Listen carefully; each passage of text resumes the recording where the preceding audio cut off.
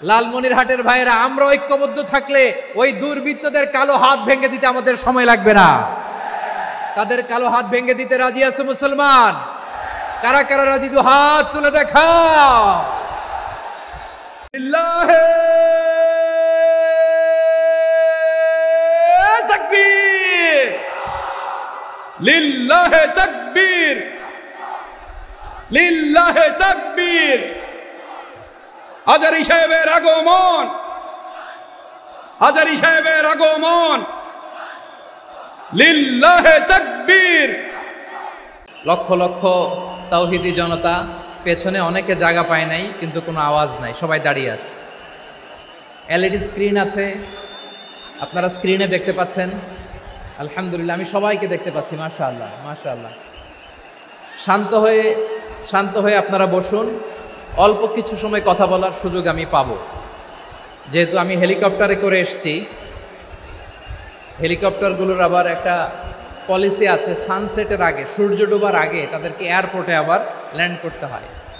তো এখানে 3:30টার মধ্যে আমাকে উঠে যেতে হবে। আমি যদি বারবার আপনাদেরকে থামাতে থাকি, শান্ত হতে বলি, এবং এগুলোতেই যদি আমরা সময় নষ্ট করে ফেলি, তাহলে এই যে বিশাল মহাসমাবেশ, বিশাল আয়োজন, যেখানে 2-4টা আমি বার্তা দিতে চাই, এগুলো ব্যাহত হবে। লালমনিরহাটের ছেলেরা খুব ভদ্র, শান্তশিষ্ট।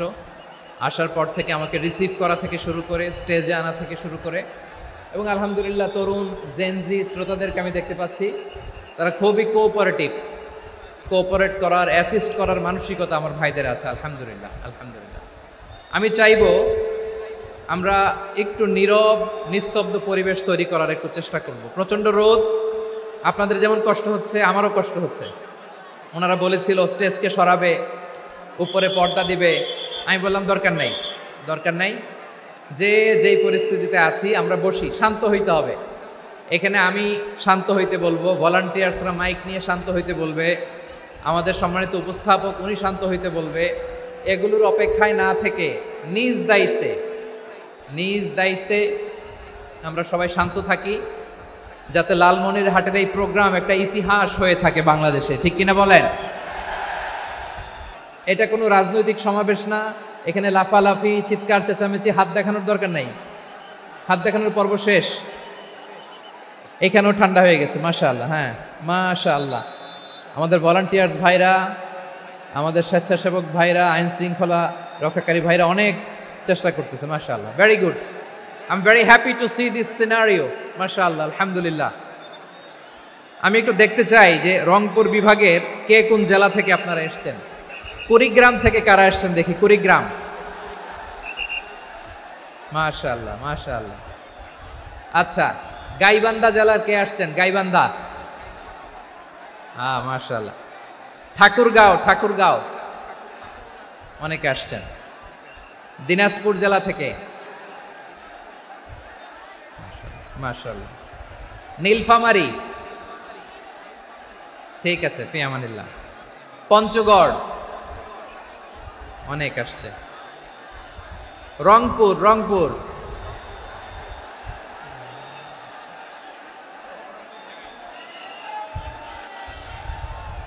মাশাআল্লাহ, মাশাআল্লাহ, ঠিক আছে। লালমনিরহাটের কারা দেখি? লালমনিরহাট,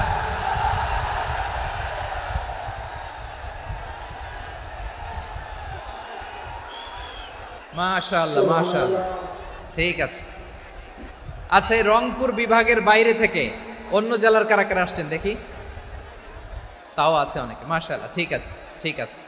আজকের প্রোগ্রামে উপস্থিত আছেন প্রধান অতিথি হিসেবে অধ্যক্ষ আসাদুল হাবিব দুলু ভাই, সাংগঠনিক সম্পাদক বিএনপি, জাতীয় নির্বাহী কমিটির সভাপতি, জেলা বিএনপি লালমনিরহাট। বিশেষ অতিথি হিসেবে আমাদের অনেক ভাইরা এসছেন, সবাইকে শুকরিয়া জানাই। সভাপতিত্ব করছেন জনাব আব্দুল হাকিম। আইন শৃঙ্খলা বাহিনী, প্রশাসন, ভলান্টিয়ার্স, শুনেছি আমি প্রায় 5000 ভলান্টিয়ার্স আপনারা নিয়োগ দিয়েছেন। আলহামদুলিল্লাহ, আলহামদুলিল্লাহ। অনেক গোছালো প্রোগ্রাম। আমার প্রাণ ঢালা ভালোবাসা জানবেন, আমার হৃদয়ের গহীন থেকে ভালোবাসা নেবেন, শুভেচ্ছা জানবেন সবাই। ঠিক আছে, ঠিক আছে। প্রিয় ভাইরা, আমরা আর কাল বিলম্ব না করে মূল আলোচনায় চলে যেতে চাই। আজকে যে টপিকের উপর আমি কথা বলবো, টপিকটা হচ্ছে peaceful coexistence and communal harmony, শান্তিপূর্ণ সহাবস্থান এবং সাম্প্রদায়িক সম্প্রীতি। আমাদের বাংলাদেশে সাম্প্রদায়িক সম্প্রীতি আছে না নাই? আবহমান কাল থেকে আমরা মুসলিম, হিন্দু, বৌদ্ধ, খ্রিস্টান, পাহাড়ি, নৃগোষ্ঠী মিলেমিশে একাকার, আমরা সবাই মিলে বাংলাদেশ। আওয়াজ করে বলেন ঠিক কিনা?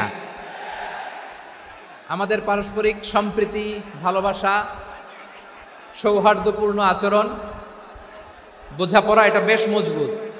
তবে মাঝে মাঝে আমাদের এই সম্প্রীতির ভেতরে অনেকে ফাটল ধরাতে চায়। আমরা যে সুখে আছি, শান্তিতে আছি, এটা অনেকের ভালো লাগে না, ঠিক কিনা বলেন?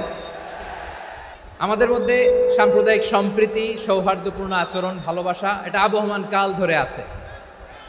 তার প্রমাণ, আমরা তাফসিরুল মাহফিলের আয়োজন করলে আমাদের হিন্দু ভাইরা ডিস্টার্ব করে না, ঠিক কিনা?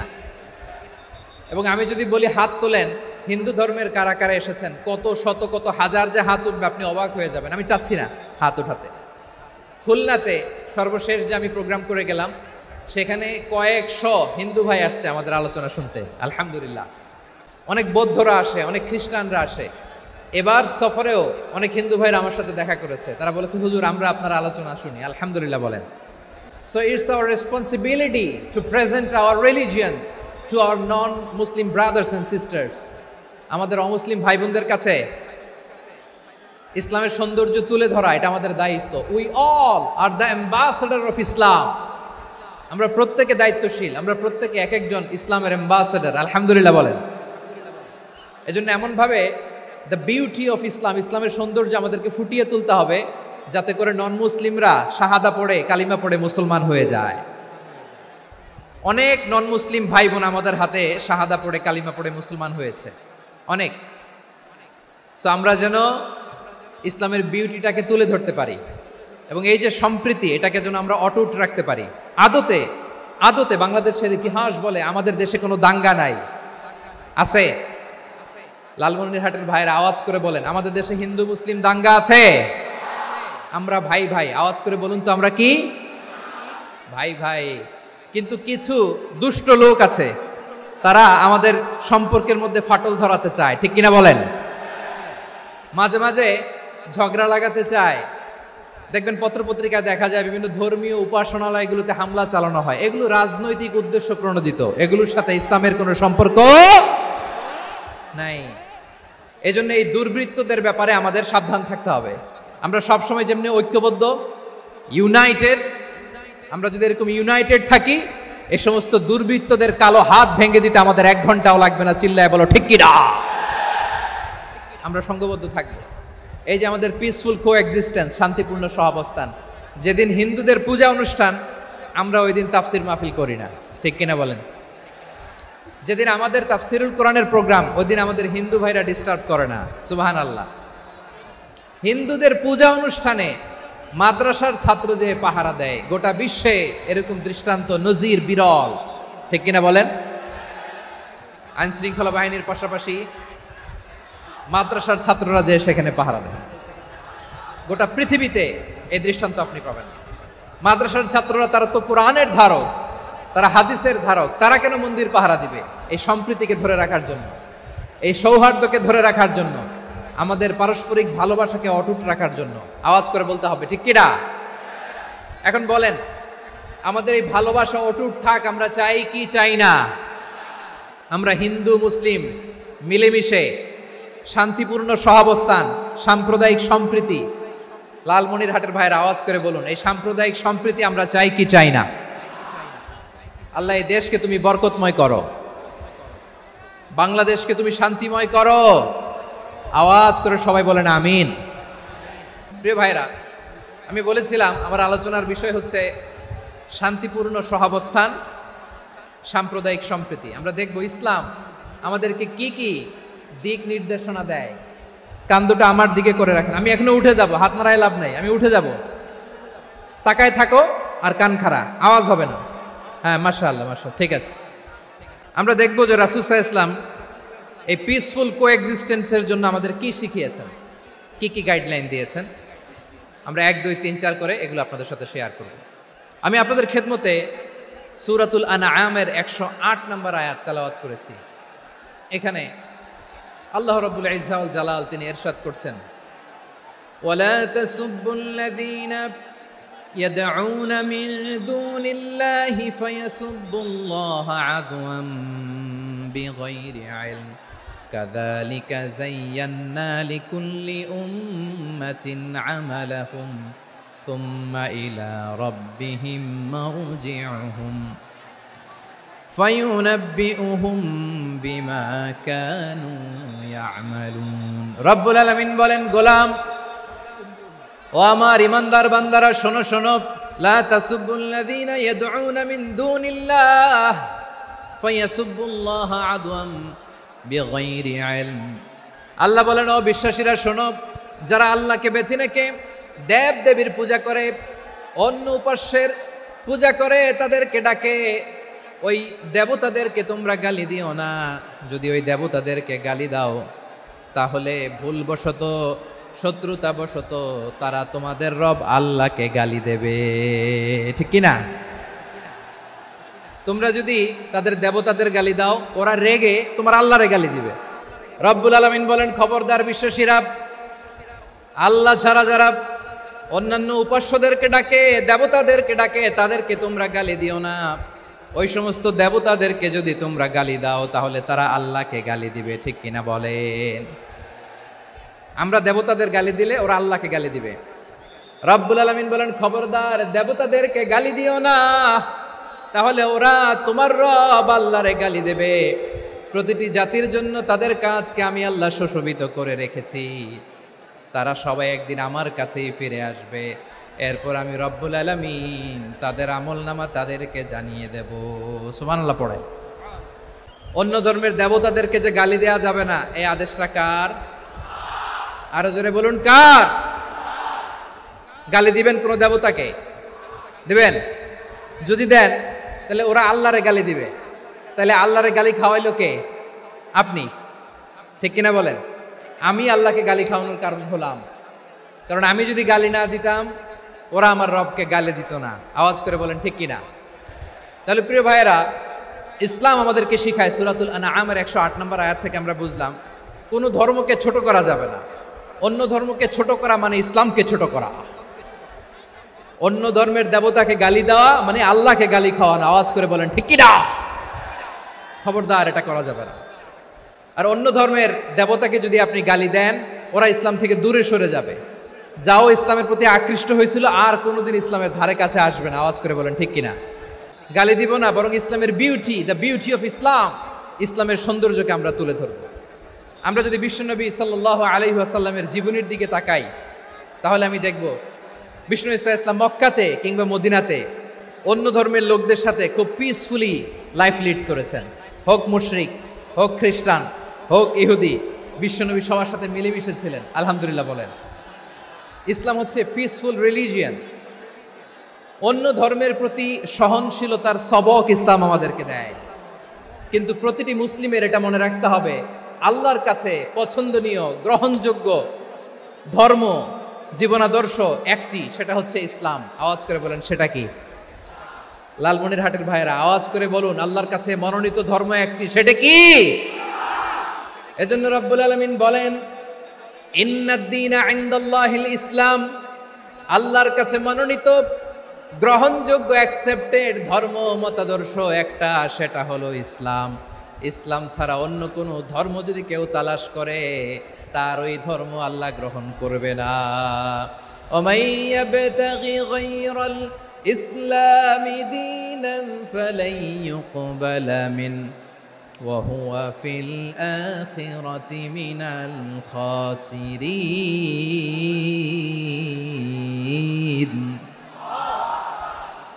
Whoever seek anything except Islam, that won't be accepted from him, and he will be loser in the day of judgment. কিয়ামতের দিন ইসলাম ছাড়া কেউ যদি অন্য কোনো ধর্ম তালাশ করেছে দুনিয়াতে, তার এই মতাদর্শ গ্রহণ করা হবে না, and he will be loser, সে হবে লুজার, ক্ষতিগ্রস্ত। হাই হাই কোম্পানির ম্যানেজার, ওর আমও শেষ, সালাও শেষ। আওয়াজ করে বলেন, ঠিক কি না? এজন্য ইসলাম পেয়ে আমরা খুশি না বেজার?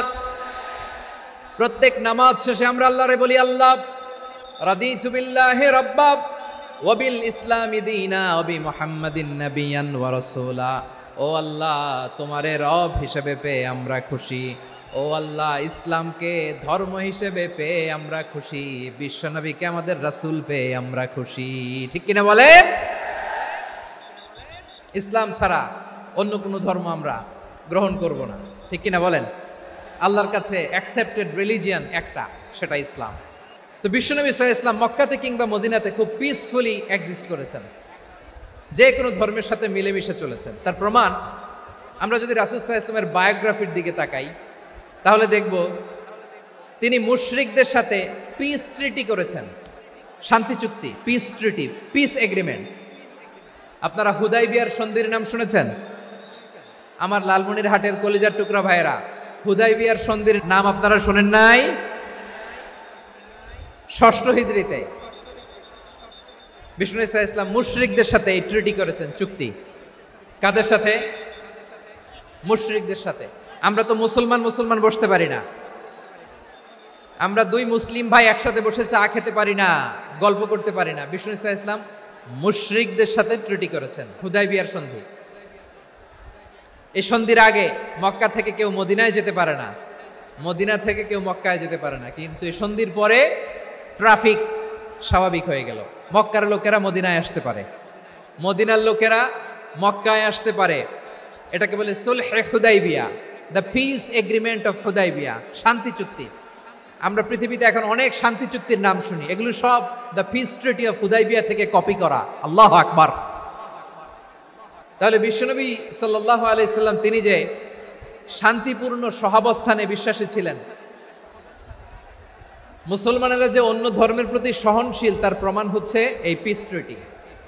শুধু তাই নয়, মদিনায় যে বিষ্ণু ইসলাম মদিনা চার্টার করলেন, মদিনা সনদ, সাহিফাতুল মদিনা, এটার বলে মদিনা চার্টার।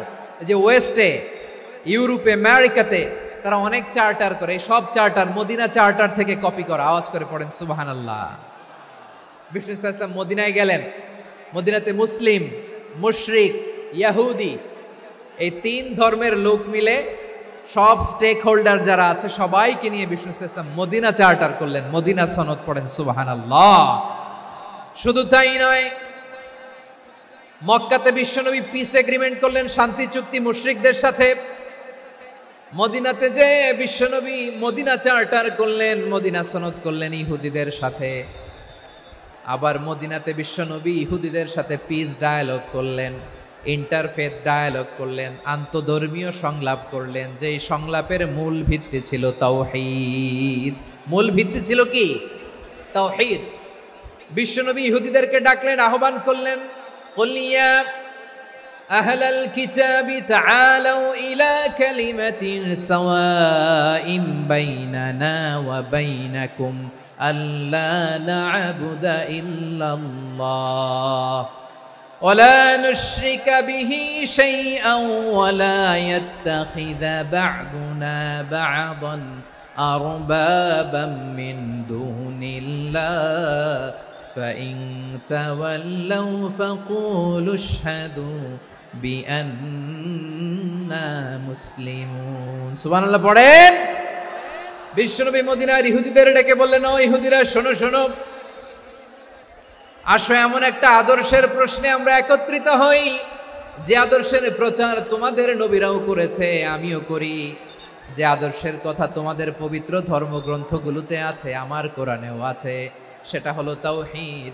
আমরা এক আল্লাহ ছাড়া কারো ইবাদত করব না, আল্লাহর সাথে কাউরে শরীক করব না, আল্লাহ ছাড়া কাউরে রব মানব না। পড়েন সুবহানাল্লাহ। তাহলে আমার প্রিয় লালমনিরহাটের ভাইরা, মদিনাতে যে তিনি মদিনা চার্টার করলেন, মদিনা সনদ, পিস ডায়ালগ করলেন, শান্তির সংলাপ, ইন্টারফেথ ডায়ালগ করলেন, আন্তধর্মীয় সংলাপ, যার ভিত্তি ছিল তাওহীদ। সুবহানাল্লাহ পড়েন। তাহলে অন্য ধর্মের প্রতি সব সময় ইসলাম সহনশীল, টলারেন্স। যদি আপনি দেখতে চান ইসলামের নবী বিশ্ব নবীর দিকে তাকান, ঠিক কিনা বলেন? আমরা তো সংখ্যালঘুদের রাইটস প্রোটেক্ট করার জন্য কত আইন বানাই, কত বৈঠক করি, কত সংবাদ সম্মেলন করি। বিষ্ণু সাল্লাল্লাহু আলাইহি ওয়াসাল্লাম সংখ্যালঘুদের রাইটসের ব্যাপারে, অধিকারের ব্যাপারে যে কথা বলেছেন, শুনলে আপনি অবাক হয়ে যাবেন। বিশ্বনবী বলেন, আলা মান যালামা মুআহাদান আও ইনতাকাসাহু আও কাল্লাফাহু ফাওকা তাআতিহি আও কাল্লাফাহু ফাওকা তাকাতিহি আও আখাযা মিনহু শাইআন বিগাইরি তিবি নাফসিন ওয়া আনা হাজিজুহু ইয়াউমাল কিয়ামা। খবরদার, জেনে রাখো, কেউ যদি কোনো সংখ্যালঘুর উপরে অত্যাচার করে, কোনো সংখ্যালঘুর প্রাপ্য থেকে যদি কেউ কাউকে ঠকায়, কোনো সংখ্যালঘুর সম্পদ যদি কেউ জোর করে কেড়ে নেয়, আমি কিয়ামতের দিন বিশ্বনবী ওই সংখ্যালঘুর পক্ষে আর ওই মুসলমানদের বিপক্ষে বাদী হয়ে দাঁড়াবো। সুবহানাল্লাহ বলতে পারলেন না? আল্লাহু আকবার। আপনি নামাজি, আপনি মুসল্লি, আপনি হাজী সাহেব, তাহাজ্জুদ পড়তে পড়তে কপালে দাগ ফেলে দিছেন, আপনার প্রতিবেশী হিন্দু, ভাবছেন আমার তো পাওয়ার আছে, ওর জমিটা দখল করি। বিশ্বনবী বলেন, কিয়ামতের দিন ওই হিন্দুর পক্ষে তোর বিরুদ্ধে আমি বাদী হয়ে দাঁড়াবো। পৃথিবীর কোন ধর্মে এরকম স্টেটমেন্ট পাবেন? পাবেন? আপনি ভাবছেন আপনি নামাজ পড়লে হাজী সাহেব কপালে দাগ ফেলাই দিলে আপনি সেলসেলায় জান্নাতে চলে যাবেন না? খবরদার। বিশ্বনবী বলেন, কোন সংখ্যালঘুর উপর যদি কেউ আক্রমণ করে, তার প্রাপ্য তাকে না দিয়ে যদি তাকে ঠকায়, তার উপর জুলুম করে, তার সম্পদ যদি কেড়ে নেয়, আমি নবী, তুমি মুসলিম হইতে পারো, মুসল্লি হইতে পারো, তার পক্ষে তোমার বিপক্ষে আল্লাহর দরবারে বাদী হয়ে দাঁড়াবো।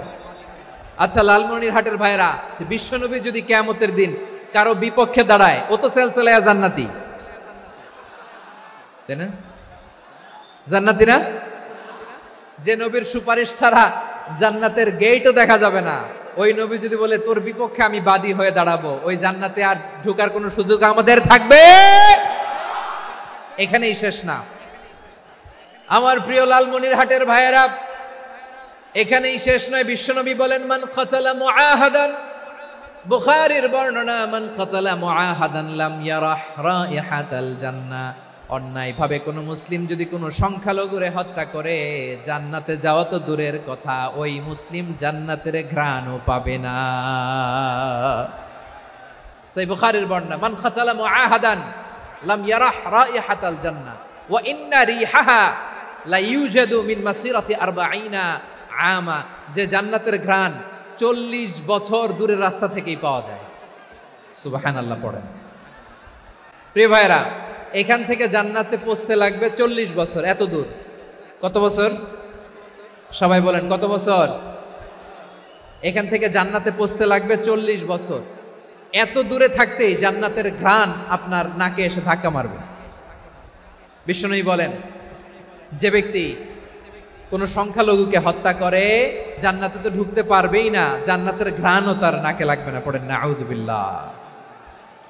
তাহলে সংখ্যালঘুদের ব্যাপারে ইসলামে অধিকার দেয়া আছে না নাই?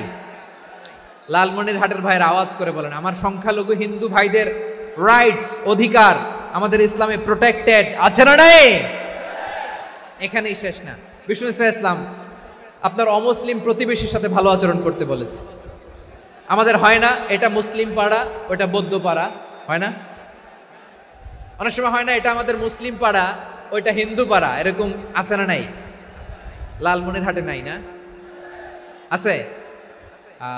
হিন্দু যদি আপনার প্রতিবেশী হয় কি করবেন? ওরে কষ্ট দিবেন নাকি? কেন? ও তো হিন্দু, ও তো আমার আল্লাহরে ডাকে না, ওরে কষ্ট দিলে জায়েজ হবে না? খবরদার। বিষ্ণু ইসলাম বলেন, মান কানা ইউমিনু বিল্লাহ ওয়াল ইয়াউমিল আখির ফালিউকরিম জারাহ। যে আল্লাহ বিশ্বাস করে আর আখিরাতে বিশ্বাস করে, সেজন্য প্রতিবেশীর সাথে ভালো আচরণ করে। সুবহানাল্লাহ। কলিজা জুড়ায় যায় না আমার নবীর কথাগুলো শুনলে? যে আল্লাহ বিশ্বাস করে, যে আখিরাতে বিশ্বাস করে, সেজন্য প্রতিবেশীর সাথে ভালো আচরণ করে। এখানে বলছে মুসলিম প্রতিবেশী, বলছে নামাজি প্রতিবেশী, বলছে আল্লাহওয়ালা প্রতিবেশী, বলছে না। প্রতিবেশী আস্তিক হোক নাস্তিক হোক, প্রতিবেশী মুমিন হোক মুশরিক হোক, প্রতিবেশী হইলেই তার সাথে ভালো আচরণের দরকার আছে না নাই? আমার প্রিয় লালমনিরহাটের ভাইয়েরা, বিষ্ণু ইসলাম ওনার ইহুদি প্রতিবেশীদের দেখাশোনা করতেন। আওয়াজ না শোনা যাক, আমারও তো দেখা যায়, আমারও তো দেখা যায়। তাকায় থাকেন, তাকায় থাকলে সওয়াব হবে। কোরআনের কথা যেখান থেকে হয় এদিকে তাকায় থাকলেই বরকত। তাকায় থাকেন। জি জি, মাইক, আমি তো আর মাইক ঠিক করতে আসি না এদিকে, এই মাইক ঠিক করব ওই মাইক ঠিক করব, ওদিকে পাইলট বলবে হুজুর চলে আসেন। জি বসুন বসুন, মাশাআল্লাহ। হ্যাঁ খুব শান্ত, ঠিক আছে। পুলিশ ভাইরা না খেয়ে দিনরাত আপনারা যাতে সুশৃঙ্খল একটা প্রোগ্রাম উপহার পান এটাই চেষ্টা করতেছে, আপনাদেরকে কষ্ট দিতে আসে নাই, একটু একটু সহযোগিতা করেন। জি মাশাআল্লাহ, হ্যাঁ ঠিক আছে। আমার প্রিয় ভাইরা, প্রতিবেশী আস্তিক হোক নাস্তিক হোক, মুসলিম হোক হিন্দু হোক, তার সাথে ভালো আচরণ করতে হবে। বিষ্ণু ইসা ইসলাম ওনার ইহুদি প্রতিবেশীর বাসায় যেতেন। কোন প্রতিবেশী? ইহুদি। আওয়াজ করে বলেন, কোন প্রতিবেশী? ইহুদি। এক ইহুদি কিশোর বিষ্ণু ইসা ইসলামের খেদমত করতে, ইহুদি ছেলে আমার নবীর খেদমত করতো, তারা ছিল নবীর প্রতিবেশী। তো অনেক দিন হয় ইহুদি ছেলেটা আসে না। বিশ্বনবী খোঁজ দিলেন, ঘটনা কি? একটা ইহুদি ছেলে না আমার খেদমতে আসতো, ছেলেটা কই? খোঁজ নিয়ে জানলেন ছেলেটা অসুস্থ। বিষ্ণু ইসা ইসলাম ওই ইহুদির বাড়িতে চলে গেলেন ওই ছেলেটাকে দেখা করার জন্য, ভিজিট করার জন্য। সুবহানাল্লাহ পড়বেন না? গেলেন, যে দেখে ইহুদি ছেলেটা মুমূর্ষ, জান জান যায় যায় ভাব, বিছানায় পড়ে আছে, তার বাবা দাঁড়ানো। বিশ্বনবী তার মাথার পাশে বসলেন, মাথায় হাত বুলিয়ে দিলেন, আর ছেলেটাকে বললেন আসলিম, হে ইহুদি ছেলে আসলিম, ইসলাম ধর্ম গ্রহণ করো।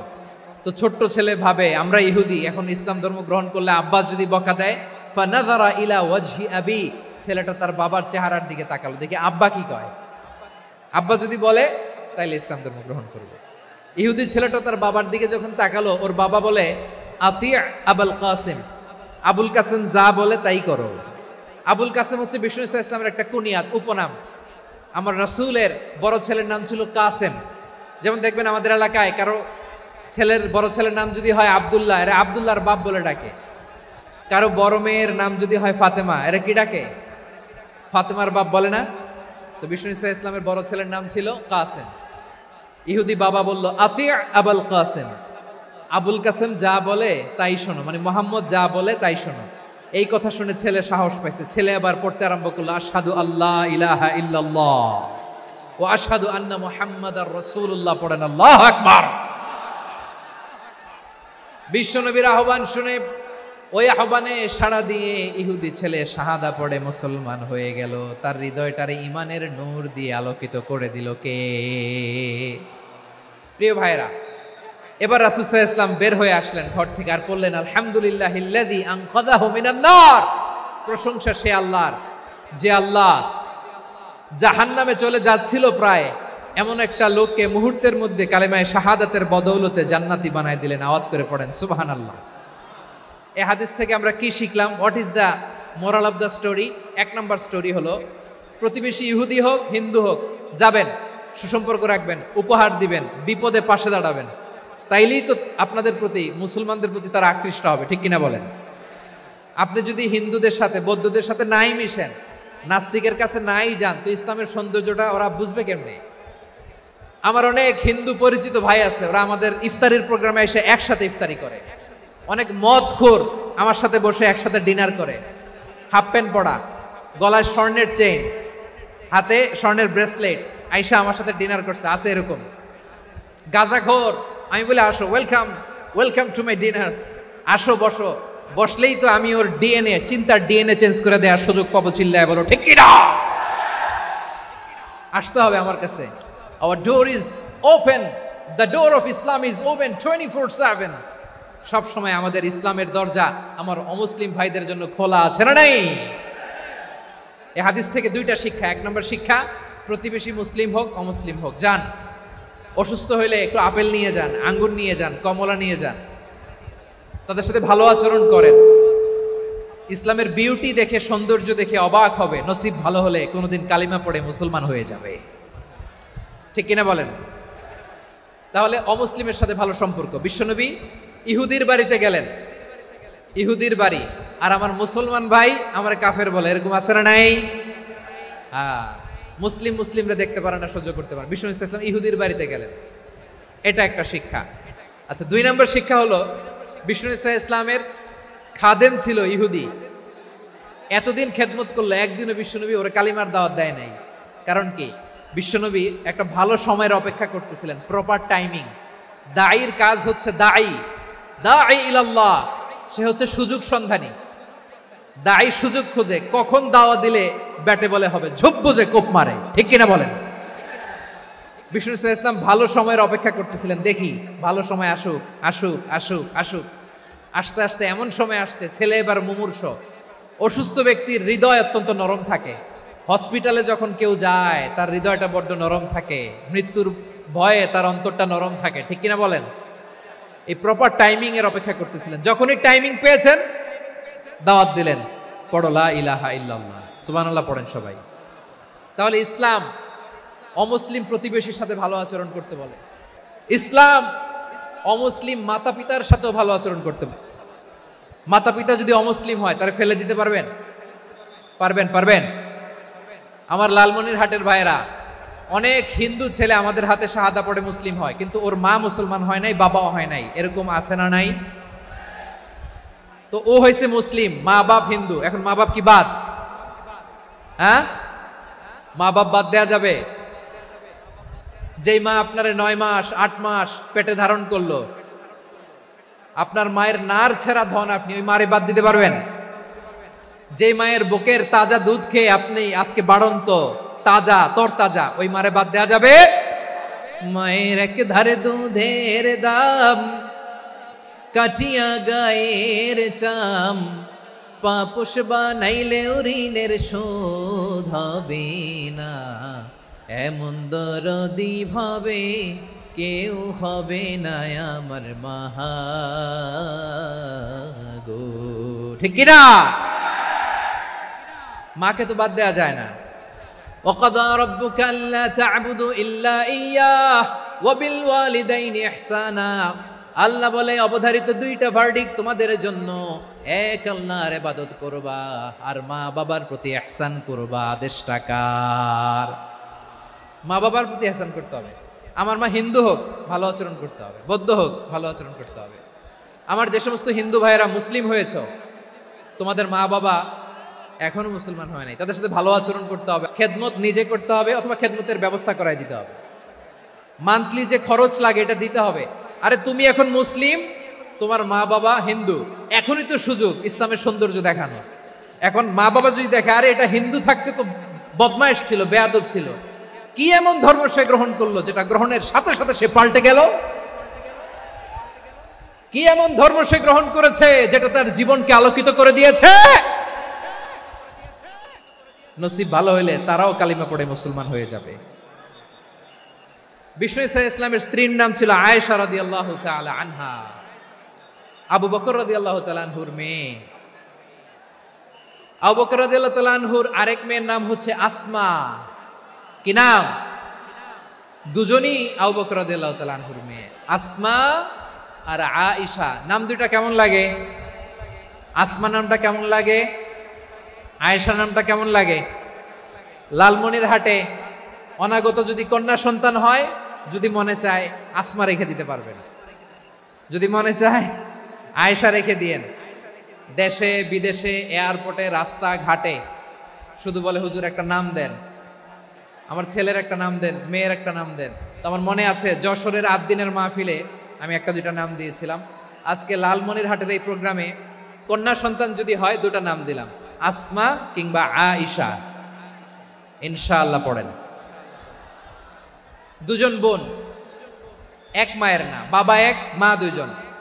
আয়েশা রাদিয়াল্লাহু তাআলা আনহার মায়ের নাম উম্মে রুমান, আর আসমা রাদিয়াল্লাহু তাআলা আনহার মায়ের নাম কুতাইলা বিনতে আব্দুল উজ্জা। আবু বকর রাদিয়াল্লাহু তাআলা আনহু 4টা বিয়ে করেছিলেন। তো একই ঘটনা ঘটেছে এই ফ্যামিলিতে। আসমা ইসলাম ধর্ম গ্রহণ করে মুসলিমা, কিন্তু তার মা কুতাইলা মুশরিকা। আওয়াজ করে বুঝে থাকলে বলেন, আসমার মা মুশরিকা। তার মানে মেয়ে মুসলিম, মা অমুসলিম। ভেজাল আছে না নাই? কিন্তু কুতাইলা আর ধৈর্য ধারণ করতে পারে না। নার ছেঁড়া ধন, কলিজার টুকরা ধন, কলিজার টুকরা সন্তান। আসমারে দেখতে বড্ড মন চায়। সাইয়েদানা আসমা রাদিয়াল্লাহু তাআলা আনহা মক্কা থেকে হিজরত করে মদিনায় চলে গেলেন হুদাইবিয়ার পর। যখন মক্কা মদিনার ট্রাফিক স্বাভাবিক হলো, মক্কার লোক মদিনায় যায়, মদিনার লোক মক্কায় আসে, কোচাইলা কলিজার টুকরা সন্তান আসমারে দেখার জন্য কিছু উপহার নিয়ে বিশাল মরুপথ পাড়ি দিয়ে মক্কা থেকে মদিনায় যায়। সুবহানাল্লাহ বলেন। এখন মা আসছে মেয়ের সাথে দেখা করতে, মেয়ে তো আর দেখা দেয় না। মেয়ে ভাবছে আমার মা তো মুশরিকা, অপবিত্রা, তার সাথে কি দেখা দেয়া যাবে? বিশ্বনবীর দরবারে চলে গেলেন। সুবহানাল্লাহ বলেন। কি সৌভাগ্যবান ছিল তারা, মাসলা জানার দরকার হলেই নবীর দরবারে চলে যেত, ঘরে বউয়ের সাথে ঝগড়া হলে নবীর দরবারে চলে যেত। অনেক সাহাবী বলে আমার পেটে ক্ষুধা লাগলো আমি নবীর কাছে চলে যেতাম, কারণ নবীর চেহারার দিকে তাকালেই আমার পেটের ক্ষুধা মিটে যেত। সাইয়েদানা আসমা রাদিয়াল্লাহু তাআলা আনহা বিশ্বনবীর কাছে চলে গেলেন, যে বললেন ইয়া রাসূলুল্লাহ ইয়া হাবিবাল্লাহ ইন্না উম্মি কাদিমাতুন ইলাইয়া ওয়া হিয়া রাগিবা। আমার মা মক্কা থেকে অনেক দূর মরুর পথ পাড়ি দিয়ে উপহার সামগ্রী নিয়ে মদিনায় আমার সাথে দেখা করতে এসেছে গো নবী।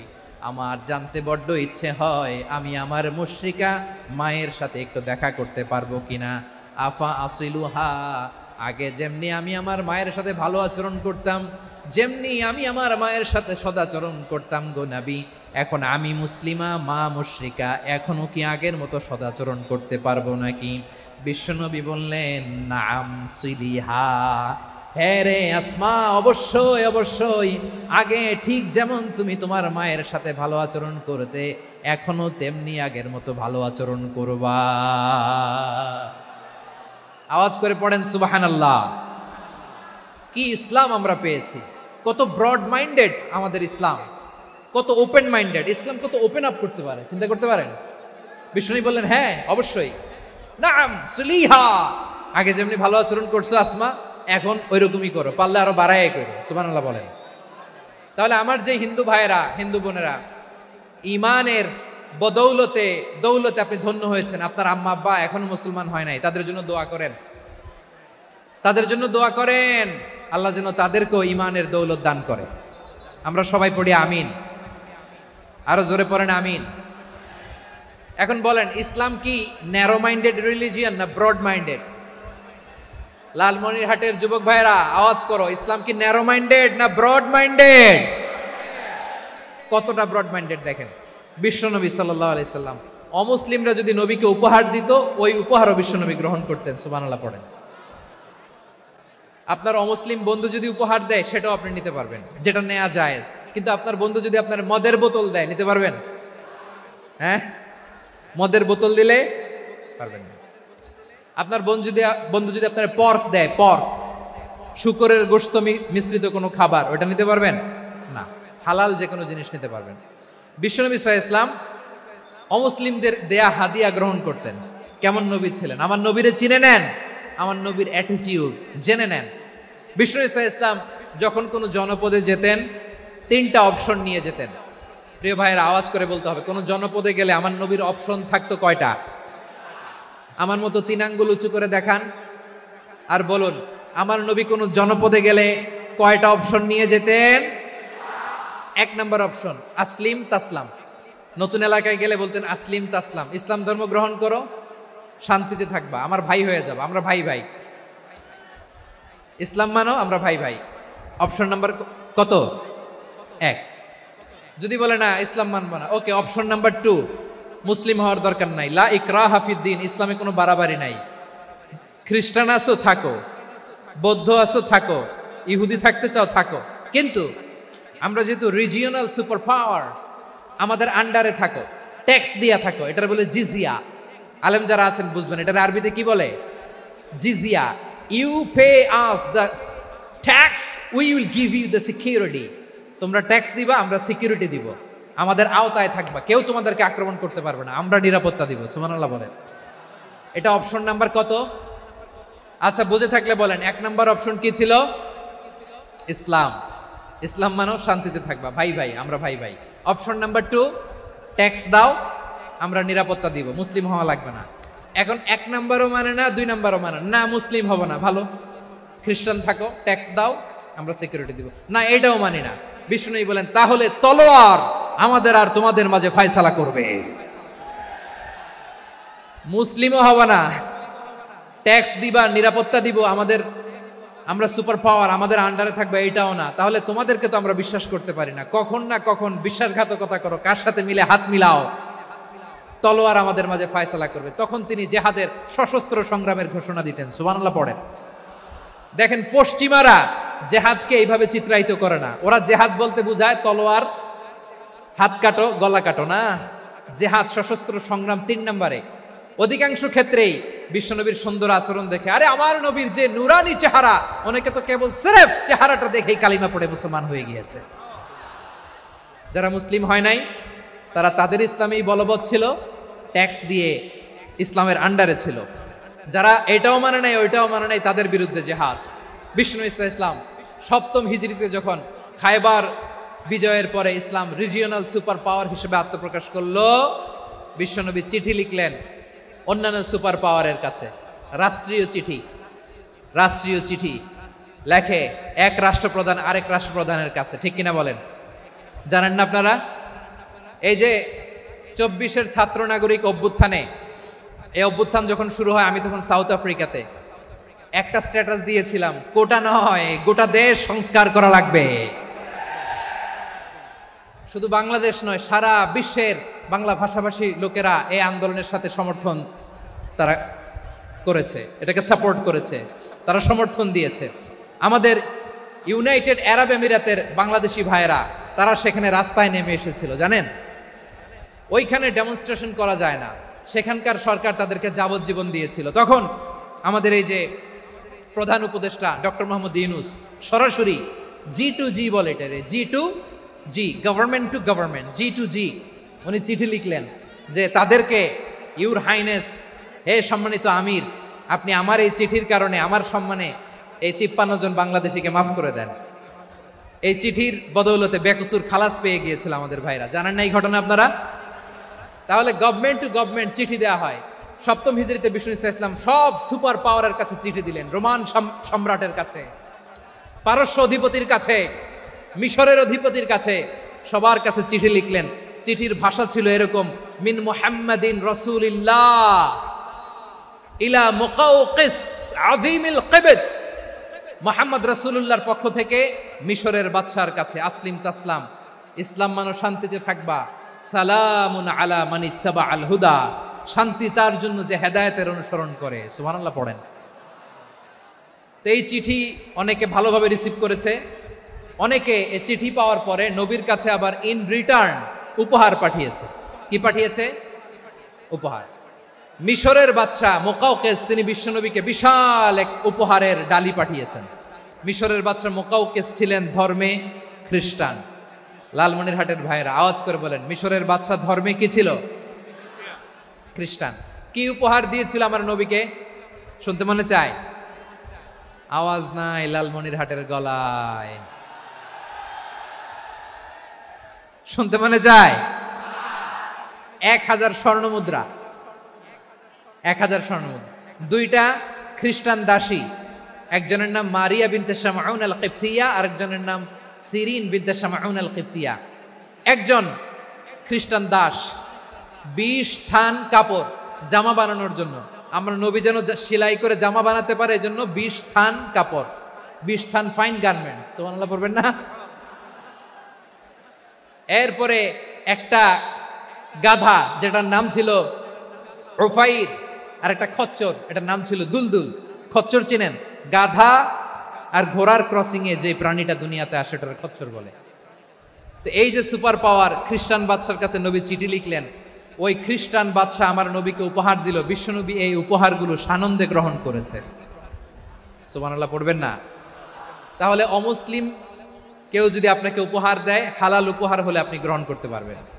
অনুরূপভাবে পারস্যের বাদশাহ, রোম সম্রাট বিশ্বনবীকে উপহার পাঠিয়েছেন। আমার নবী সবগুলো উপহার, গিফট গ্রহণ করেছেন। সুবহানাল্লাহ বলেন। তাহলে প্রিয় লালমনিরহাট, আওয়াজ করে বলুন, ইসলাম কি ন্যারো মাইন্ডেড রিলিজিয়ন না ব্রড মাইন্ডেড? আম্মাজান আয়েশার কাছে মাসালা জানতে চায় মেয়েরা, হে আম্মাজান, অগ্নি উপাসকেরা তাদের ঈদের দিন নওরোজের সময় আমাদেরকে পাখি দেয়, নেওয়া যাবে? উনি বললেন, ওরা জবাই করে দিলে নেওয়া যাবে না, কিন্তু ওরা যদি ফলমূল এরকম খাবার দেয় এগুলো নেওয়া যাবে। তার মানে অমুসলিমদের দেয়া উপহার এটা গ্রহণ করা যায়। সুবহানাল্লাহ বলেন। শুধু তাই নয়, বিষ্ণু ঈসা ইসলাম অমুসলিমদের সাথে আর্থিক লেনদেনও করেছেন, ফিনান্সিয়াল ডিলিং করেছেন। অমুসলিমদের সাথে প্রয়োজনে আপনি ফিনান্সিয়াল ডিলিং করতে পারবেন। আমরা প্রায় দেখি বাজারের মিষ্টির দোকানগুলো আমার হিন্দু ভাইদের, তারপরে যে বারবার শপ চুল কাটে যে নাপিত, অধিকাংশ নাপিতের দোকানে কারা? আমার হিন্দু ভাইরা। তা আপনি চুল কাটতে পারবেন কিনা বলেন? পারবেন। তার দোকান থেকে দই মিষ্টি কিনতে পারবেন কিনা? হ্যাঁ, আমার মুসলিম ভাইয়ের দোকান থাকলে ওইটারে আমি বেশি প্রায়োরিটি দিব, ঠিক কিনা? কিন্তু যদি তাদের সার্ভিস নিতে চান, প্রোডাক্ট নিতে চান, পারবেন। তার দলিল সহিহ বুখারী, আম্মা জান আয়েশা রাদিয়াল্লাহু তাআলা আনহা বলেন, ইশতারা রাসূলুল্লাহ সাল্লাল্লাহু আলাইহি ওয়াসাল্লাম মিন ইয়াহুদিন তুআমান ওয়া রাহানাহু দিরআহু মিন হাদিদ। রাসূল সাল্লাল্লাহু আলাইহি ওয়াসাল্লাম এক ইহুদির কাছ থেকে, কার কাছ থেকে? সবাই বলে নাই, কার কাছ থেকে? আমার নবী, পেয়ারা নবী এক ইহুদির কাছ থেকে জব কিনেছিল। জব, বার্লি, যেটা দিয়ে রুটি বানায়।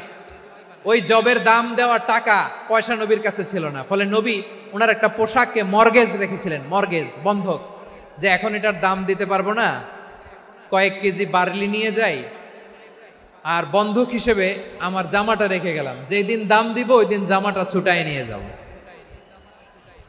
সুবহানাল্লাহ পড়বেন না? বাকিতে নিছিলেন, বাকিতে। দিরআহু মিন হাদিদ, লোহার তৈরি বর্ম, মানে যুদ্ধের পোশাক, লোহা দিয়ে বানানো। বিষ্ণুনবী বললেন, কয়েক কেজি জব দাও, টাকাটা পরে দিব, এখন টাকা নাই, বন্ধক হিসেবে, মর্গেজ হিসেবে আমার জামা রেখে গেলাম, যখন টাকা দিব জামা ছুটায় নিব। আওয়াজ করে বলতে হবে সুবহানাল্লাহ। এ থেকে বোঝা গেল অমুসলিমদের সাথে ফিনান্সিয়াল ডিলিং করা যায়, অর্থনৈতিক লেনদেন করা যায়, কেনাবেচা করা যায়, প্রোডাক্ট কেনা যায়। এমনকি আমাদের মসজিদে নববীতে বারান্দায় আপনার একটা অটোমেটিক ফ্লাইং আমব্রেলা দেখছেন? সূর্য যখন বাড়ে মসজিদে নববীর বারান্দায় ইয়ার্ডের মধ্যে অটোমেটিক্যালি কিছু আমব্রেলা আছে, সাঁ করে খুলে যায়, আর সূর্যের তাপ লাগে না। আবার সন্ধ্যাবেলায় এই আমব্রেলাগুলো ওরা ক্লোজ করে ফেলে, দেখেন নাই না? দেখছেন? এই মসজিদে নববীকে সর্বোচ্চ উন্নত মানের কনস্ট্রাকশন ইনফ্রাস্ট্রাকচারে ডেভেলপ করার জন্য কর্তৃপক্ষ কিছু অমুসলিম ইঞ্জিনিয়ারের, ডিজাইনারের সহায়তা নিয়েছিল। সুবহানাল্লাহ বলেন। কোন দলিলের ভিত্তিতে? এই দলিলের ভিত্তিতে যে বিষ্ণু ঈসা ইসলাম অমুসলিমদের সাথেও লেনদেন করেছেন। আওয়াজ করে বলতে হবে আল্লাহু আকবার। শুধু তাই নয়, ইন কেস অফ ইমার্জেন্সি, প্রয়োজনে ইসলামের খাতিরে, ইসলামকে সামনের দিকে এগিয়ে নিয়ে যাওয়ার জন্য অমুসলিমদের সাপোর্ট নেওয়া জায়েজ আছে। সুবহানাল্লাহ বলেন। অমুসলিমদের সাপোর্ট নেয়া, তাদের থেকে অর্থ নেয়া, পলিটিক্যাল সাপোর্ট, পলিটিক্যাল অ্যাসাইলাম নেওয়া জায়েজ আছে। আমাদের অনেক বিশ্ববরেণ্য দায়ীরা আমেরিকায় অস্থায়ীভাবে অ্যাসাইলাম নিয়ে থাকে, নিজের দেশে গেলে ফাঁসিতে ঝুলাই দিবে। যুগ যুগ ধরে দায়ীদের উপরে এরকম অত্যাচার আর নির্যাতন আছে না নাই? মিশরের অনেক দায়ীরা পাশ্চাত্যে যেয়ে থাকে, এই যে তারা পলিটিক্যাল অ্যাসাইলাম নিয়ে থাকে, রাজনৈতিক আশ্রয়, এটা জায়েজ আছে না? এটা যে জায়েজ আছে তার প্রমাণ স্বয়ং বিশ্বনবী সাল্লাল্লাহু আলাইহি ওয়াসাল্লাম পলিটিক্যাল সাপোর্ট নিয়েছিলেন অমুসলিমদের কাছ থেকে। সুবহানাল্লাহ বলেন। খুব মজাদার একটা ঘটনা শুনবেন, আপনাদের আগ্রহ দেখে তো মনে হয় না শোনার ইচ্ছা আছে। আছে আছে আমার ভাইরা, বিশ্বনবীর বয়স তখন প্রায় 51 বছর। কত বছর? বিশ্বনবীর সবচেয়ে কাছের মানুষ খাদিজা রাদিয়াল্লাহু তাআলা আনহা ইন্তেকাল করেছেন। বিশ্বনবী বড্ড কষ্ট পেলেন, হৃদয়টা ভেঙে খান খান। যিনি ঘরের ভেতরে বিশ্বনবীকে সান্ত্বনা দিতেন, ভালোবাসা দিতেন, বাইরে গেলে কুরাইশরা বকাঝকা করে, অত্যাচার করে, কিন্তু আম্মাজান খাদিজা রাদিয়াল্লাহু তাআলা আনহা ঘরটারে এমন শান্তির নীড় বানায় রেখেছেন, এই ঘরের ভিতরে ঢুকলে বিশ্বনবীর কলিজাটা ঠান্ডা হয়ে যেত। এজন্য রব্বুল আলামিন বলেন, খাদিজা, ও আমার বান্দি খাদিজা, জান্নাতে এমন স্পেশাল একটা ঘর আমি তোমার জন্য রেডি করে রেখেছি। ওই ঘরের মধ্যে কোনো আওয়াজ নাই, ওই ঘরের মধ্যে কোনো নয়েজ নাই, ওই ঘরে কোনো বিশৃঙ্খলা নাই। কারণ মক্কার জমিনে আমার নবী কুরাইশদের বিশৃঙ্খলা, নয়েজ আর ঝামেলাগুলোকে উপেক্ষা করে যখন তোমার ঘরের ভিতরে ঢুকতো, ঘরটারে তুমি শান্তির নীড়, ঠান্ডা, নীরব, নিস্তব্ধ, নিঝুম আর শান্তির নীড় বানিয়ে রেখেছো। এজন্য জান্নাতে স্পেশাল একটা শান্তির নীড় আমি তোমারে উপহার দেব। ওই প্রিয়তমা স্ত্রী খাদিজা ইন্তেকাল করলেন, বিশ্বনবীর হৃদয় ভেঙে খান খান। আবার ওনার চাচা আবু তালেব ইন্তেকাল করলেন, যিনি পলিটিক্যাল শেল্টার দিতেন নবীকে। কে দিতেন? আবু তালেবের ভয়ে, বিশ্বনবীর এই চাচার ভয়ে কোনো মুশরিক নবীর গায়ে হাত দেওয়ার সাহস পায় নাই। এখন স্ত্রীও নাই, চাচাও নাই, নবীকে আশ্রয় দেওয়ার কেউ নাই, নবীর চারদিকে অন্ধকার। নবী এখন কই যাবেন? আমার পেয়ারা নবী নতুন স্টেশন খুঁজতেছেন, নতুন দাওয়াতি প্ল্যাটফর্ম খুঁজতেছেন। তিনি যায়েদ বিন হারেসা রাদিয়াল্লাহু তাআলা আনহুকে নিয়ে মক্কার পাশের একটা নেইবরিং সিটি তায়েফে চলে গেলেন। কোথায় চলে গেলেন? লালমনিরহাটের ভাইয়ের আওয়াজ করে বলেন, কোথায় গেলেন? তায়েফে চলে গেলেন দিনের দাওয়াত দেওয়ার জন্য। কি দেওয়ার জন্য? নাকি জমি কিনতে গেছিলেন? জমি কিনতে, দুনিয়ার যশ খ্যাতির জন্য, নিজের কোনো লাভের জন্য? তায়েফবাসীদেরকে জাহান্নামের আগুন থেকে বাঁচানোর জন্য। আওয়াজ করে বলতে হবে, ঠিক কিনা? বিশ্বনবী বিশাল মরুপথ, পাহাড়ি পথ পাড়ি দিয়ে তায়েফের মরুজমিনে গেলেন কোরআনের দাওয়াত নিয়ে, ইমানের দাওয়াত নিয়ে। কিন্তু তায়েফের লোকেরা বিশ্বনবীর দাওয়াতকে শুধু প্রত্যাখ্যান করেই থামে নাই, তারা বিশ্বনবীর সাথে অত্যন্ত খারাপ আচরণ করেছে। বিশ্বনবীকে শারীরিকভাবে হেনস্থা করেছে, আমার নবীকে শারীরিকভাবে অত্যাচার করেছে, আমার পেয়ারা নবীর গায়ে পাথর মেরেছে, বিশ্বনবীর গা বেয়ে ঝরঝর করে রক্ত ঝরেছে, নবী জামিনের মধ্যে লুটিয়ে পড়েছেন, আবার মেরেছে, আবার নবী হাঁটতে শুরু করলেন, পেছন থেকে আবার মেরেছে, আবার নবী রক্তাক্ত হয়ে জামিনের মধ্যে লুটিয়ে পড়লেন, আবার মেরেছে। বিশ্বনবীর মতো এত সুশ্রী মানব, বিশ্বনবীর মতো এত শুভ্র মানব, বিশ্বনবীর মতো এমন চমৎকার দেহাবয়ব দিয়ে রব্বুল আলামিন কাউকে বানান নাই। এরকম চমৎকার মানুষটাকে তারা তায়েফের ওই জমিনে রক্তাক্ত করেছে। বিশ্বনবী দুনিয়ার কোনো স্বার্থের জন্য সেখানে যান নাই, নিজের কোনো লাভের জন্য, প্রাপ্তির জন্য যান নাই, তায়েফবাসীদের জাহান্নামের আগুন থেকে বাঁচাতে গিয়েছেন। ঠিক কিনা বলেন? খেয়ে না খেয়ে দিন প্রচারের কাজে নিজেকে দিয়েছ বিলিয়ে, তায়েফের কাফিরেরা চিনল না সে আলো, দুষ্ট ছেলেদের পিছু দিল লেলিয়ে, পাথরের আঘাতে ক্ষত বিক্ষত হয়ে সারা শরীর থেকে রক্ত ঝরে। হে রাসূল তোমাকে ভুলি আমি কেমন করে, হে রাসূল তোমাকে ভুলি আমি কেমন করে। পারেন না আপনারা? ধরুন আমার সাথে, হাজার ব্যথা বেদনার পরে ফিরে আসনি তুমি আপন ঘরে, দিনের আলো তুমি ছড়িয়ে দিতে চলে গেলে মদিনায় মক্কা ছেড়ে। হে রাসূল তোমাকে ভুলি আমি কেমন করে, হে রাসূল তোমাকে ভুলি আমি কেমন করে। ঠিক কিনা বলেন? প্রিয় ভাইরা, তায়েফের ছেলেরা নবীকে রক্তাক্ত করলো। আমার নবী কই যাবে? কই যাবে? মক্কায় জায়গা নাই, তায়েফে জায়গা নাই। তায়েফ থেকে ভারাক্রান্ত মন নিয়ে আমার নবী মক্কায় ফিরে আসলেন। বিশ্ব নবী মক্কায় ঢুকতে পারেন না। মক্কার মরুভূমির দিকে তাকিয়ে, উপত্যকার দিকে তাকিয়ে বিশ্বনবী ধা ধা করে কাঁদেন, ঝরঝর করে। নবীর চেহারা মোবারক থেকে চোখের পানিগুলো বেয়ে বেয়ে পড়ে। আমার জন্মস্থান, আমার শৈশব, কৈশোর, যৌবন কেটেছে এই মক্কায়, আমার এলাকায় আমি ঢুকতে পারি না। বিশ্বনবী মক্কার অনতি দূরে দাঁড়িয়ে জায়েদকে পাঠালেন, জায়েদ যাও দেখো কেউ আমাকে সাপোর্ট করার মতো আছে কিনা, যাও অমুকের কাছে যাও। জায়েদ গেলেন, তারাও প্রত্যাখ্যান করে ফিরিয়ে দেয়। বিশ্বনবী বললেন যাও অমুক লোকের কাছে যাও, তিনিও প্রত্যাখ্যান করে ফিরিয়ে দিলেন। কেউ বিশ্বনবীকে আশ্রয় দিতে রাজি হয় না। নিজ জন্মভূমিতে বিতাড়িত বিশ্বনবী, সর্বশেষ বিশ্বনবী বললেন যাও মুতঈম ইবনে আদির ঘরে যাও। মুতঈম ইবনে আদি মুশরিক, তার কাছে যাও। গেলেন, মুতঈম ইবনে আদি রাজি হয়ে গেল। সুবহানাল্লাহ বলেন। দেখেন, অনেক বিপদের সময়ও, আমি নিজে সাক্ষী, সামাজিকভাবে, রাজনৈতিকভাবে কত ঝঞ্ঝা, কত ষড়যন্ত্র, কত কনস্পাইরেসি পাড়ি দিয়ে আমাদেরকে সামনে এগিয়ে যেতে হয়। এই শত্রুদের ভেতরেও একজনকে দাঁড় করিয়ে দেয় যে আল্লাহর কোরআনের জন্য রেডি হয়ে যায়। পড়েন সুবহানাল্লাহ।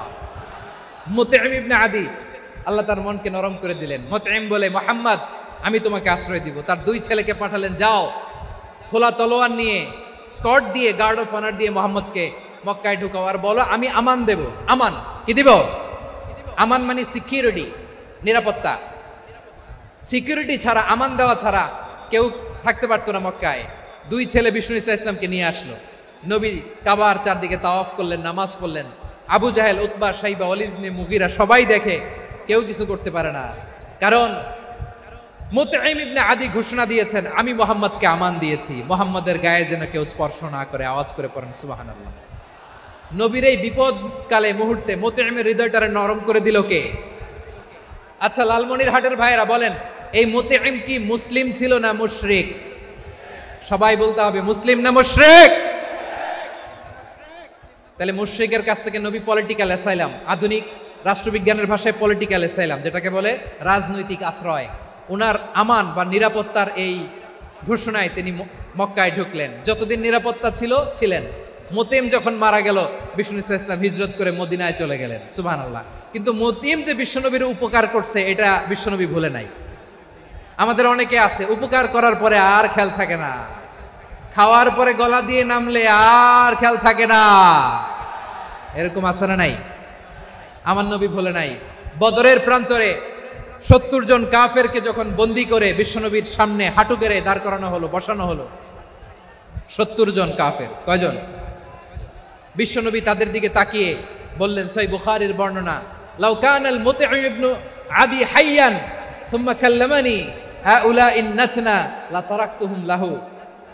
বদরের প্রান্তরে 70 জন বন্দী কাফিরের দিকে তাকিয়ে আমার নবী বললেন, আজকে মুতঈম ইবনে আদি যদি বেঁচে থাকতো আর তোমাদের 70 জনের ব্যাপারে যদি মুতঈম এক বাক্যে একটা সুপারিশ করত, তার সম্মানে আজকে তোদের সবাইকে আমি মাফ করে দিতাম। সুবহানাল্লাহ। নাই? বিশ্বনবী মুতঈমের এই সাহায্যের কথা বলে নাই। 70 জন মুশরিক হাঁটু গেড়ে বসা, নবী চাইলে এখনই এক্সিকিউশন অর্ডার দিতে পারে। তিনি বললেন, আজকে যদি মুতঈম বেঁচে থাকতো আর মুতঈম যদি তোদের জন্য সুপারিশ করতে, এই আবর্জনাগুলোর ব্যাপারে সুপারিশ করতে, আমি মুহূর্তেই তোদেরকে এমনি মাফ করে দিতাম। এবার বলেন, ইসলাম কি ন্যারো মাইন্ডেড না ব্রড মাইন্ডেড? শুধু তাই নয়, যাকে যে সম্মান দেয়ার আমার নবী দিতেন, হোক আস্তিক হোক নাস্তিক, হোক মুসলিম হোক অমুসলিম। বিষ্ণু ইসলাম যখন রোমান সম্রাটের কাছে চিঠি লিখেছেন, আমার প্রিয় লালমনিরহাটের ভাইরা, অল্প কয়েক মিনিট কয়েকটা জরুরি কথা বলবো, এদিকে তাকান, এদিকে। রোমান সম্রাটের কাছে বিশ্বনবী যখন চিঠি লিখলেন মিন মুহাম্মদ রাসূলিল্লাহ ইলা হিরাকলা আযীমির রোম, মুহাম্মদের পক্ষ থেকে হিরাক্লিয়াসের কাছে, যিনি হচ্ছেন আযীমির রোম। এটা নবী নিজ থেকে বানায় লিখছেন অতিরিক্ত সম্মান দিয়ে। কোন রাষ্ট্রপ্রধান যখন আসে তাদেরকে আমরা কি বলি জানেন? তার নামের শেষে HE এটা লিখতে হয়, H.E. মানে হিজ এক্সেলেন্সি। কি লেখে? হিজ এক্সেলেন্টি, অথবা ইউর হাইনেস, ইউর ম্যাজেস্টি। দেখেন, বিশ্বনবী সাল্লাল্লাহু আলাইহি ওয়াসাল্লাম সব নবীদেরও নবী। তিনি একজন মুশরিক খ্রিস্টান সম্রাট, রোমান সম্রাটের কাছে চিঠি লিখতে যেয়ে লিখতেছে, ইলা হিরাকলা আযীমির রোম, হিরাক্লিয়াসের কাছে আমার চিঠি, যিনি রোমের আযীম, হিজ হাইনেস, মানে রোমের অনেক সম্মানিত এক বাহাদুর। আওয়াজ করে বলেন সুবহানাল্লাহ। তার মানে যাকে যে সম্মান দেয়ার এটা বিশ্বনবী দিতেন। এমনকি যেই ইহুদিরা ভালো ছিল, এই ইহুদিদেরও প্রশংসা করেছেন বিশ্বনবী মুহাম্মদুর রাসূলুল্লাহ সাল্লাল্লাহু আলাইহি ওয়াসাল্লাম। এক ইহুদির প্রশংসা করেছেন বিশ্বনবী। ইহুদির কার? আমি তো আমার ভাইয়ের প্রশংসা করি না, আমি তো এক আলেম আরেক আলেমরে স্পেস দেই না, আমি তো এক দায়ী আরেক দায়ীর সাথে বসতে চাই না। আমার নবী ইহুদির প্রশংসা করে। কার প্রশংসা? ওই ইহুদির নাম ছিল মুখাইরিক। সিরাত গ্রন্থ ঘাটলে পাবেন। তিনি বলেছেন, মুখাইরিক খাইরু ইয়াহুদ, Mukhayriq is the best of the Jews. জুইশদের মধ্যে সে সবচেয়ে ভালো। কেন প্রশংসা করলেন তার? এর কারণ মদিনা চার্টারে কথা ছিল সব ধর্মের মুসলিম, মুশরিক, ইহুদিরা মিলে মদিনাকে রক্ষা করবে। কিন্তু তৃতীয় হিজরিতে যখন উহুদের যুদ্ধ শুরু হলো, সবার কথা ছিল যেই আক্রমণ করে আমরা মদিনাকে বাঁচাবো। কোন শহরকে বাঁচাবো? মদিনাকে। কিন্তু কুরাইশরা যখন অ্যাটাক করলো, ইহুদিরা আর আসে না, ইহুদিরা আর বেরোয় না। বিষ্ণু বললেন, ওহে ইহুদিরা, তোমরা না চুক্তি করলে আমার সাথে যে মদিনা বাঁচাতে সবাই ঝাঁপিয়ে পড়বো, আসো। একটা ইহুদিও বেরোয় না, কেউ আসে নাই সেদিন, একজন ছাড়া। তার নাম মুখাইরেক। তার নাম কি?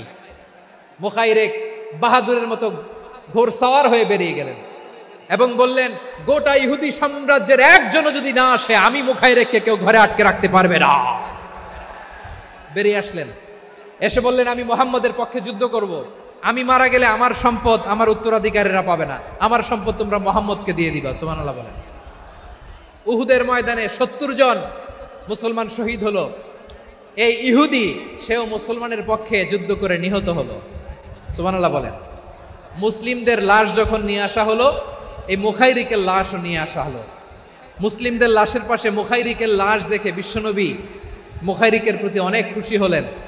আর বিশ্বনবী খুশি হয়ে বললেন, মুখাইরিক খায়রু ইয়াহুদ। মুখাইরিক, যদিও তুমি ইহুদি, তারপরেও তুমি সব ইহুদিদের মধ্যে সেরা ইহুদি। পড়েন সুবহানাল্লাহ। আমার নবী ইহুদিকেও সম্মান দিতে কার্পণ্য করে নাই। আওয়াজ করে বলেন আল্লাহু আকবার। প্রিয় ভাইরা, এবার সর্বশেষ আওয়াজ করে বলেন, ইসলাম কি ন্যারো মাইন্ডেড নাকি ব্রড মাইন্ডেড? সবাই বলেন, ন্যারো মাইন্ডেড না ব্রড মাইন্ডেড? এজন্য অমুসলিম হইলেই তারা আমাদের শত্রু নয়। শত্রু কারা? এই লালমনিরহাটের ভাইয়েরা শোনেন, শত্রু কারা? যে সমস্ত অমুসলিম আমাদেরকে নিশ্চিহ্ন করে দিতে চায়, যে সমস্ত অমুসলিম আমাদের ভূখণ্ড থেকে আমাদেরকে তাড়িয়ে দিতে চায়, যে সমস্ত অমুসলিম আমার ধর্ম নিয়ে তুচ্ছতাচ্ছিল্য করে চিল্লায় বলেন ঠিক কিনা, তারা আমাদের শত্রু। সাধারণ অমুসলিমরা আমার শত্রু নয়।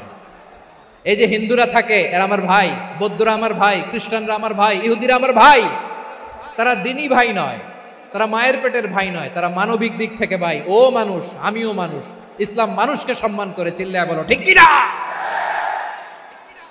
যারা আমাদের অস্তিত্বকে নিশ্চিহ্ন করতে চায়, যারা আমাদের ভূখণ্ডকে দখল করতে চায়, যারা আমাদেরকে নিয়ে মকারি করে, ফান করে, টিটকারি করে, আমার ধর্ম নিয়ে খেলা করে, তাচ্ছিল্য করে, ওদের বিরুদ্ধে আমাদের জিহাদ। সাধারণ মুসলিম আমাদের শত্রু নয়। আপনি জানেন নিউ ইয়র্কে, আমি তো নিউ ইয়র্কে ছিলাম অনেকদিন, ওখানে ফিলিস্তিনিদের পক্ষে যখন আমরা মিছিল করেছি, অনেক ইহুদি আমাদের সাথে মিছিলে দাঁড়িয়েছে। কারণ ওরাও জানে এই ভূখণ্ড ফিলিস্তিনিদের ভূখণ্ড। আওয়াজ করে বলো লালমনিরহাট ঠিক কিনা। ইসরায়েলের রাজধানী খোদ তেল আবিবে অনেক ইহুদিরা বেঞ্জামিন নেতানিয়াহু তার বিরুদ্ধে মিছিল করেছে। তো তারা কি আমাদের শত্রু? না। অনেক খ্রিস্টান আমাদের সাথে, আমাদের স্বার্থ রক্ষায় আমাদের পাশে দাঁড়িয়েছে। খেয়াল রাখবেন, হিন্দু আর হিন্দুত্ববাদ এক নয়, ইহুদি ধর্ম আর জায়নিজম এক নয়। জায়নিজমের বিরুদ্ধে আমাদের সংগ্রাম, আমাদের জিহাদ। চিল্লায় বলেন ঠিক কিনা। এই যে ফিলিস্তিনের ভাইয়েরা, তারা তাদের স্বাধীনতা সংগ্রামের জন্য লড়াই করছে, করে যাচ্ছে, আমরা এটাকে সমর্থন জানাই। চিল্লায় বলো ঠিক কিনা। কাশ্মীরের ভাইয়েরা স্বাধীনতার জন্য সংগ্রাম করছে, আমরা সেই সংগ্রামকে সমর্থন জানাই। আওয়াজ করে বলো ঠিক কিনা। যারাই আমাদের ইসলামকে নিশ্চিহ্ন করতে চায়, তাদের বিরুদ্ধে আমাদের সংগ্রাম। আওয়াজ করে বলতে হবে ঠিক কিনা। ওই সমস্ত দুর্বৃত্তদের সাথে আমাদের কোনো সম্পর্ক নাই। আমরা যদি ঐক্যবদ্ধ থাকতে পারি, ওই দুর্বৃত্তরা চান্স পাবে না। আমরা ঐক্যবদ্ধ থাকতে রাজি আছি। লালমনিরহাটের ভাইয়েরা, আমরা ঐক্যবদ্ধ থাকলে ওই দুর্বৃত্তদের কালো হাত ভেঙে দিতে আমাদের সময় লাগবে না। তাদের কালো হাত ভেঙে দিতে রাজি আছে মুসলমান? কারা কারা রাজি? দু হাত তুলে দেখাও।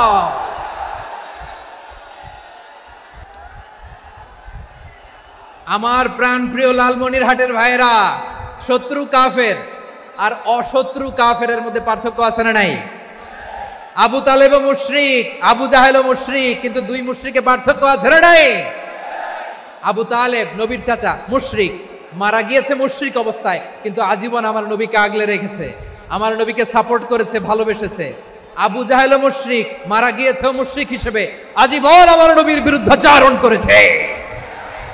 আবু জাহেলের শক্তি, সামর্থ্য, স্ট্র্যাটেজি, প্ল্যান সব আমার নবীর বিরুদ্ধে ছিল। আবু জাহেলের কারণে একটা দিন শান্তিতে আমার নবী মক্কায় ঘুমাতে পারে নাই। চিল্লায় বলেন ঠিক কিনা? এজন্য রব্বুল আলামিন বলেন, লা ইয়ানহাকুমুল্লাহু আনিল্লাযীনা লাম ইউকাতিলুকুম ফিদ-দীনি ওয়া লাম ইখরিজুকুম মিন দিয়ারিকুম আন তাবাররুহুম ওয়া তুকসিতু ইলাইহিম ইন্নাল্লাহা ইউহিব্বুল মুকসিতিন।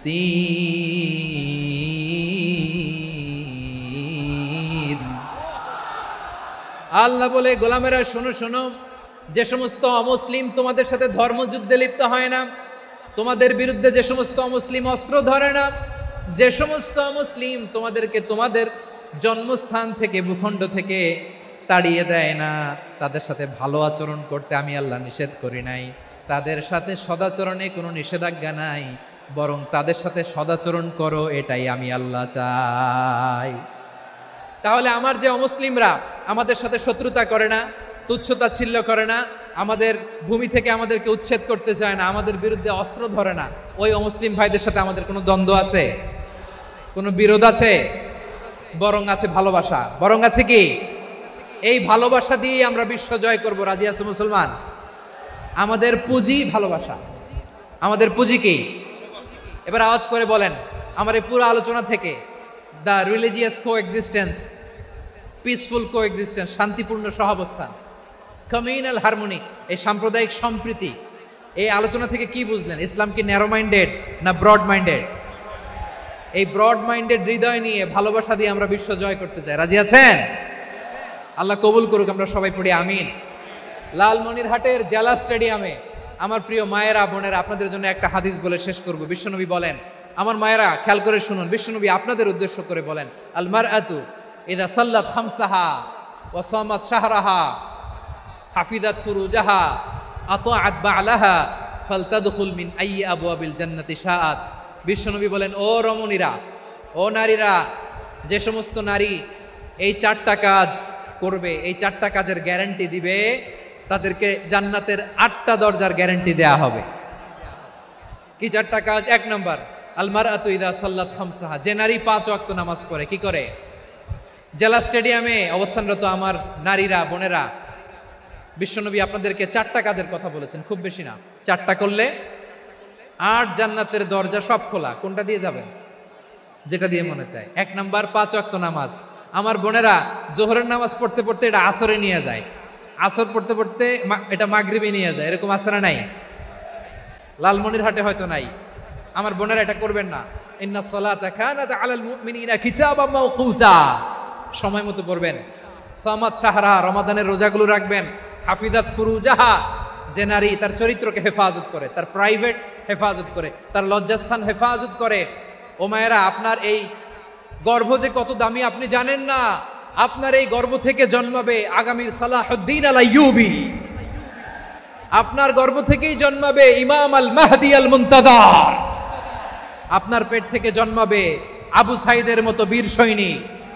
আপনার পেট থেকে জন্মাবে মুগ্ধের মতো বীর মুজাহিদ। আপনি জানেন না কে আসবে আপনার পেট থেকে। সময়টাকে কাজে লাগান, ইসলামকে বুঝেন, মানেন, আমাদের ইসলামিক লেকচারগুলো শোনেন। আমরা যে বার্তাগুলো, ইনস্ট্রাকশনগুলো, দিক নির্দেশনাগুলো আপনাদের খেদমতে রাখি, এগুলো মেনে চলুন। আপনিই পারেন আপনার ঘরটাকে জান্নাতের টুকরা বানাতে। একটা family, it's a very big institution and you are the MD, the managing director of this institution. চিল্লায় বলেন ঠিক কিনা?